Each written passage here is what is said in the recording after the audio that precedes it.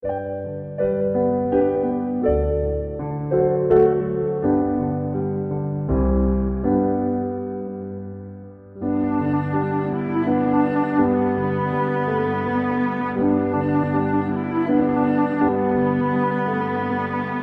wanneer ons so in U teenwoordigheid is, dan weet ons, hierdie is net 'n geleentheid om weer met U in aanraking te wees op 'n besondere manier. En dankie dat ons weet dat U teenwoordigheid ook ons harte, ons lewens volmaak. En ons wil bid dat vanoggend se diens, dat alles wat hier gebeur, sal wees tot die eer van U naam. Amen. Broers en susters, julle almal wat aan die Here behoort, genade, barmhartigheid en vrede vir elkeen van julle, want dit kom van God ons Vader en Christus Jesus ons Here. Dit word 'n werklikheid in ons lewens deur die kragtige werk van die Heilige Gees.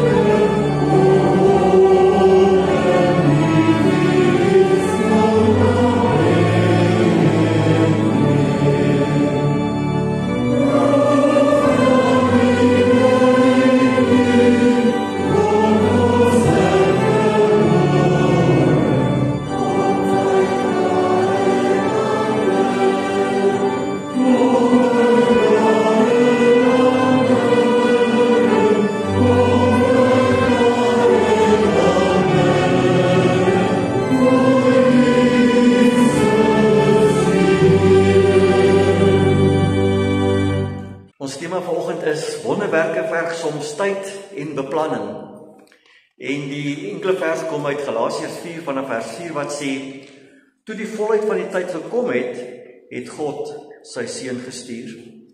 Kom ons bid saam. Here, wanneer ons ook so Kerstyd ingaan, dan is ons vol van opgewondenheid en vreugde, omdat ons weet, Jesus is vir ons gebore. En dat sy koms die hele wêreld verander het, maar ook ons wêreldjie kon verander het, ons lewe kon verander het. En dan wil ek bid dat U woord vanoggend ook ons harte sal raak, dat U Gees ook die boodskap sal laat tuiskom, sodat wanneer ons vanoggend hier uitstap, dat ons weer met nuwe moed en vreugde die wêreld sal instap. Ons wil bid en vra dat U ons ook sal verlos van die bose. Help ons om op die kind wat vir ons gebore is, gefokus te bly. Want ons bid in die naam van Jesus die Here. Amen. Dis wat Paulus in Galasiërs 4:14 skryf, toe die volheid van die tyd gekom het, het God sy seun gestuur. So wat is die definisie van 'n wonderwerk? 'n Wonderwerk is daar iets wat nooit gebeur wanneer jy dit nodig het nie. Dis nie hoe ons baie keer voel nie, nee. Want wanneer 'n mens jouself baie keer in so 'n donker gat bevind, of dat jy voel dat jy teen 'n muur vasgeloop het en daar geen uitkom kans is nie, dat jy voel magteloos en moedeloos en hooploos, vasgevang in 'n situasie wat jy self nie kan verander nie, moeg vir die gewag vir 'n uitkoms, dan voel jy nou het ek bonatuurlike ingrype nodig. Iets of iemand om my te kom red, 'n deurbraak in 'n situasie te bewerkstellig. Ek het nou 'n wonderwerk nodig. En dan gebeur die wonderwerk nie altyd wanneer jy dit voel. Ek het dit nou nodig nie. Maar het jy al ooit daaraan gedink dat nou dalk nie die regte tyd is vir die wonderwerk waarop jy so hoop en bid nie? Want dat God dalk besig is om hierdie wonderwerk ergens te beplan, sodat hierdie wonderwerk op die regte tyd, op die bestemde tyd in jou lewe sal gebeur. Paulus herinner ons hieraan in Galasiërs 4 vers 4 as hy sê, toe die volheid van die tyd gekom het, het God sy seun gestuur. Toe dit kom by die grootste wonderwerk wat die mensgeskiedenis nog ooit beleef het, die koms van Jesus Christus na die aarde, sê Paulus, op die volheid van die tyd het God sy seun gestuur. Nie te vroeg nie, nie te laat nie, presies op die regte tyd, op die bestemde tyd, soos deur God bepaal. En dis presies wat God vandag ook in my en jou lewe doen, op die regte tyd. So die eerste punt waarop ek jou aandag vanoggend wil bevestig is, dat God se tyd is altyd die regte tyd. Hierdie betekenis van die volheid van die tyd, beteken so, volheid vanuit die Grieks beteken, iets wat heeltemal vol geword het, iets wat voltooi is, iets wat sy einddoel bereik het. Dit dra die idee oor van 'n vat wat besig is om volgemaak te word. Stukkie vir stukkie loop die water in en dan op 'n tyd is hy vol en begin hy oorloop op presies die regte oomblik. Tyd kronos is 'n tydperk, 'n kronologiese verloop van tyd. Dit verwys na die hele geskiedenis wat moes verloop totdat dit vol geword het. Die voltooide datum wat bereik het, soos wat God dit vooraf vasgestel het. Met ander woorde, dit beteken, God het nie impulsief of lukraak opgetree toe besluit het op die tyd wat Jesus na die aarde toe moes kom nie. Hy het noukeurig gaan beplan dat Jesus op die regte tyd, die bestemde tyd as mens gebore moes word, want die wêreld moes eers 'n lang proses van voorbereiding deurgaan, histories, kultureel, geestelik, om gereed gemaak te word vir die geboorte van Jesus. God het gewag totdat alles in plek was, alles reg was vir Jesus se geboorte as mens op aarde. Hy het geweet wanneer die wêreld gereed sou wees. Hy het geweet wanneer die mense gereed sou wees om te luister. Hy het geweet wanneer sy plan ten volle sou slaag en toe eers het hy die grootste wonderwerk van alle tye laat plaasvind. So wanneer mense in daardie magtelose situasie baie keer vasgevang is, dan dink en voel 'n mens, Here, hoekom draai U so lank? Here, moet U nie gouer ingryp om iets te doen nie? Here, ek kan nie meer nie. Kan U nie sien hoe moedeloos ek verby is nie? Wanneer gaan U ergens iets begin doen? En is daai tyd wat die twyfel begin inkom. Dat ons begin dink maar, God kan nou maar stadig wees wanneer ek nou 'n wonderwerk nodig het. En dan begin ek wonder maar, weet God ooit nog van my? Dink God nog aan my? Of het hy van my vergeet? Of gee net nie meer om nie? Maar God is nooit stadig nie. Hy is strategies. Want God sien die hele prentjie. Hy weet wanneer dit die regte tyd is, ook vir my en jou, vir die wonderwerk waarvoor ek en jy dalk bid. Want God kyk nie op sy horlosie nie. God kyk ook nie na 'n kalender nie. God kyk na my en jou hart. Hy kyk na my en jou omstandighede. Hy kyk na die mense rondom jou. Hy kyk na die situasie rondom jou. Hy kyk na die generasies wat hierdeur beïnvloed gaan word wanneer hy jou gebed beantwoord of wanneer hy hierdie wonderwerk gaan laat gebeur. God kyk na die hele gebeure, nie net nou nie, maar ook in die toekoms. En dan op die regte tyd. Die tyd wat hy bepaal het. Wat hy weet vir jou en vir my die beste gaan wees. Dan snel hy ons daarop. En dan wil ek vanoggend vir jou sê, as jy dalk ergens langs die pad wag vir God om te reageer, moedeloos dalk wag dat God moet ingryp, met deurbraak te maak, 'n wonderwerk te doen, moenie moedeloos word nie. Moenie moed opgee nie. As dit jou voel of die tyd net verbygaan en niks gebeur nie, moet jy onthou. God het nie gehaas om Jesus gebore te laat word nie. Hy het gewag vir die regte bestemde tyd. En God sal ook my en jou lewe se tydsberekening met dieselfde sorg hanteer. Want God is nooit te vroeg nie. God is nooit te laat nie.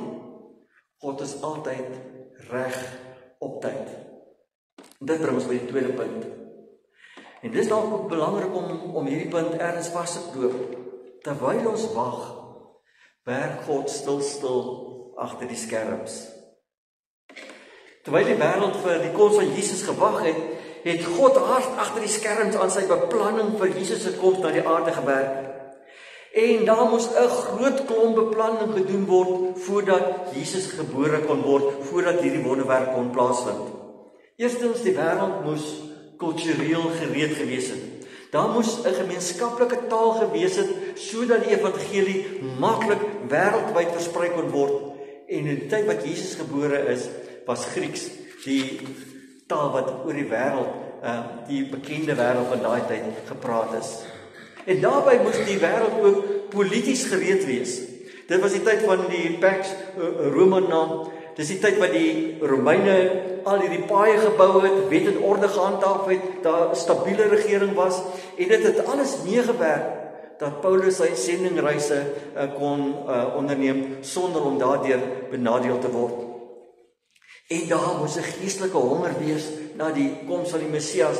Die Jode het deur hierdie verskriklike tye gegaan, eers die ballingskap en toe tussen die Ou en Nuwe Testament het hulle hierdie opstand gehad wat hulle gedink het hulle weer die hef in die hand, en daarna kom die Romeine en vee hulle plat, en hierdie verlange na die koms van die Messias was so sterk op daardie tyd. En nou nog meer, God moes sorg dat die profeseë van die Ou Testament op die regte tyd in vervulling moes gaan. Keiser Augustus moes aan bewind kom sodat hy 'n volkstelling kon hou, sodat die mense verplig was om na die dorp waar hulle gebore is, sou gaan om te registreer. So het God gesorg dat Josef en Maria na Bethlehem sou gaan, sodat daardie profesie in vervulling kon gaan. En hy moes natuurlik gesorg het dat Josef en Maria eers gebore word op die regte tyd. En hy moes gesorg het dat Jesus se geboorte in die regte seisoen moes plaasvind, sodat die herders in die oop veld kon wees om die engele te kon sien. En dan moes God ook nog al die sterre en planete skuif om op die regte tyd die ster van Bethlehem te laat sigbaar word, sodat die wyse manne, die sterrekykers, ook na Bethlehem kon gaan. En dit het nie oornag gebeur nie. God het van Genesis af alles begin beplan om op die regte tyd, die bestemde tyd, al hierdie dinge bymekaar te laat kom, sodat Jesus gebore kan word. En alhoewel dit vir ons as mense gelyk het of niks in die voorafgaande eeue gebeur het nie, was God agter die skerms besig om elke blokkie in plek te sit vir hierdie wonderwerk dat Jesus gebore kan word. So wanneer dit dalk vir jou voel dat jy in hierdie doodloopstraat is, hierdie donker nag, en dan voel ek het so baie gevra, so baie gebid, so gehoop, maar dit lyk en voel of niks gebeur nie, wil ek vir jou sê, eintlik gebeur daar baie agter die skerms. God is besig met sy voorbereiding, met sy beplanning, om daardie wonderwerk op die bestemde tyd in jou lewe te laat plaasvind. En baie keer moet God by ons begin. Hy moet by ons begin met hierdie voorbereiding vir hierdie wonderwerk. Dat God ons dalk langs die pad eers moet vorm rondom ons geduld, dat ons iets moet leer om geduldig te wees, dat dit nie ons tyd is nie, maar God se tyd. Dat God ons dalk moet leer om nie sommer net moed op te gee en handdoek in te gooi, maar dat ons geloof in hierdie voorbereidingstyd al hoe dieper word, omdat ons al hoe nader aan God beweeg, omdat ons besef hy is ons enigste verlosser en redder. Dis iets waarvan Paulus in Romeine 5:3-5 skryf, as hy sê, ons verheug ons in swaar kry, want ons weet swaar kry kweek volharding, en volharding kweek egtheid van geloof, en egtheid van geloof kweek hoop, en die hoop beskaam nie, want God het sy liefde in ons hart uitgestort deur die Heilige Gees wat hy aan ons gegee het.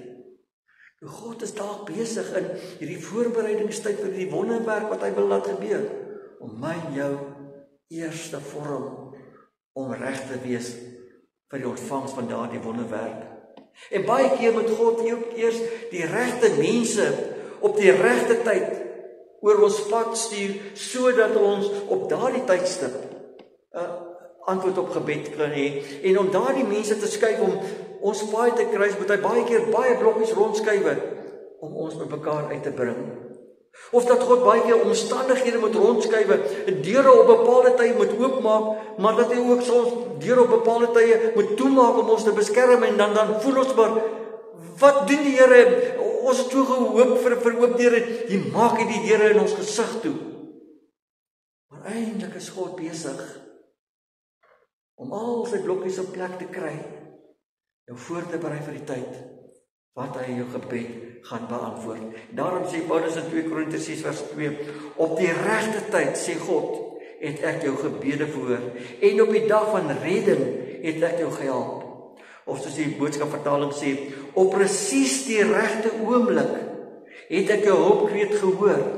Daardie dag, toe jy my bitter nodig gehad het ek jou gehelp. Ek weet dat Kerstyd is nie altyd vir almal 'n tyd van vreugde saam met geliefdes nie. Sommige mense kan dit 'n tyd van eensaamheid wees. Daardie gevoel van verwerping terwyl ander met hulle familie saam kuier en die vreugde van Kersfees beleef dat jy ergens eenkant alleen is, seer gekry in die proses, moedeloos, tyd dalk van finansiële vrese en onsekerheid oor die toekoms. En baie keer voel dit vir jou asof Kersfees soort van in 'n waas gekom het en verbygegaan het. En eintlik wens jy daar was nooit 'n tyd soos Kersfees gewees om jou aan al hierdie goeders te herinner nie. Ek dink dat jy jou dalk sou kon vereenselwig met die psalmdigter in Psalm 42 van vers 4-6 as hy sê, al wat ek op die oomblik doen is huil. My hele lewe is een groot stuk hartseer. Dit voel of slegte mense 'n mes in my hart steek as al die hele tyd vir my sê, waar is jou God dan? Hoekom help hy jou nie? Ek sê vir myself, moenie nou moedeloos word nie. Moenie twyfel nie. Waarom so hartseer? Vertrou net op God. Ek gaan hom loof al kry ek baie swaar. Dit is net hy wat my uit my swaar kry red. En dan aan die einde van daai psalm, dan herhaal hy dieselfde refrein. Ek sê vir myself, moenie nou moedeloos word nie, moenie twyfel nie. Waarom so hartseer? Vertrou net op God. Ek gaan hom loof al kry ek baie swaar. Dis net hy wat my uit swaar kry red. So ek wil vir jou vra en sê, ongeag jou omstandighede, kyk weer 'n slag met nuwe geloofsoë na Kersfees. God is getrou. Hy het sy belofte om Jesus te stuur om ons uit ons sondige mors te red, het hy gehou. Dis die grootste wonderwerk van alle tye, omdat God vir my en jou in gedagte gehad het om ons te kom red en verlos. En dis die bewys daarvan, dat God nie van my en jou vergeet het nie. God ken my en jou omstandighede. Hy sien dit nie deur die vingers nie. Al voel dit vir jou of die Here dalk soms stadig is. Onthou hierdie woorde. Toe die volheid van die tyd gekom het. Toe die volheid van die tyd gekom het God sy seun gestuur. Moenie moedeloos word nie. God is besig om agter die skerms te beplan en dinge in plek te skuif. om sy hulp, sy troos, sy vrede op die regte tyd ook in jou lewe sigbaar te maak. Net soos wat hy vir Jesus op die volheid van die tyd gestuur het. Amen. Kom ons bid. Here, U ken ons so goed, U ken ons omstandighede, U ken dit waarmee ons stoei, U ken ons onsekerhede, U ken ons vrese, U ken ons tye van depressie en moedloosheid en hooploosheid. Maar dankie vir U woord, dankie vir U beloftes, dankie vir Kersfees, om vir ons net daaraan te herinner, op die regte tyd, op die bestemde tyd, sal U ons gebede verhoor, sal U dit in ons lewens laat gebeur wat nodig is, soos wat U op die bestemde en regte tyd vir Jesus gestuur het. Amen.